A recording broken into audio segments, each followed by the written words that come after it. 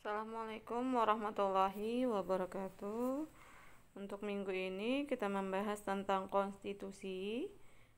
Konstitusi ini berasal dari bahasa Perancis, constituere, yang artinya membentuk. Pemakaian istilah konstitusi ini dimaksud sebagai pembentukan atau penyusunan suatu negara. Konstitusi bagi suatu negara merupakan keseluruhan sistem aturan yang menetapkan dan mengatur tata kehidupan kenegaraan melalui sistem pemerintahan negara dan tata hubungan secara timbal balik antara pemerintah negara dan seorang yang berada di bawah pemerintahannya. Atau lebih mudah lagi, kalian bisa pahami bahwa konstitusi itu seperti aturan main dalam sebuah negara. Nah, konstitusi ini diartikan juga sebagai hukum dasar. Nah, hukum dasar ini ada yang tertulis, ada yang tidak tertulis. Konstitusi hukum yang tertulis ini biasanya disebut dengan undang-undang dasar. Sedangkan konstitusi hukum yang tidak tertulis itu disebut dengan konvensi, yaitu aturan dasar yang timbul dari terpeliharanya dalam praktek-praktek penyelenggaraan negara.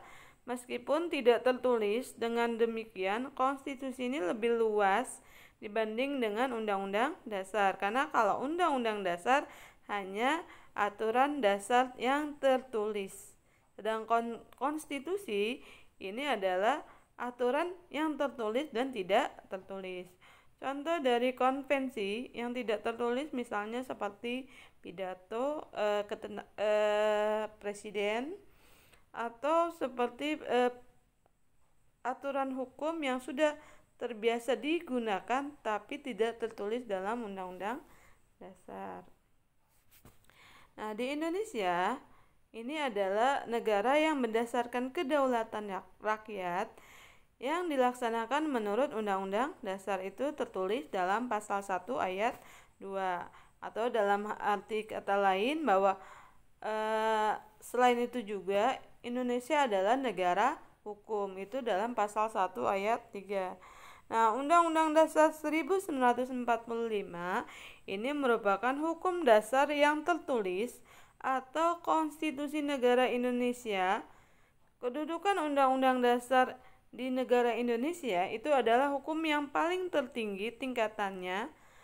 Nah, kemudian sistematika dari Undang-Undang Dasar itu terdiri dari kalau kalian lihat tuh di buku Undang-Undang Dasar, sistematikanya yang pertama ada pembukaan yang terdiri dari 4 alinea, kemudian batang tubuh isi-isi pasal, kemudian ada penjelasan, ya, dan aturan tambahan dan aturan peralihan.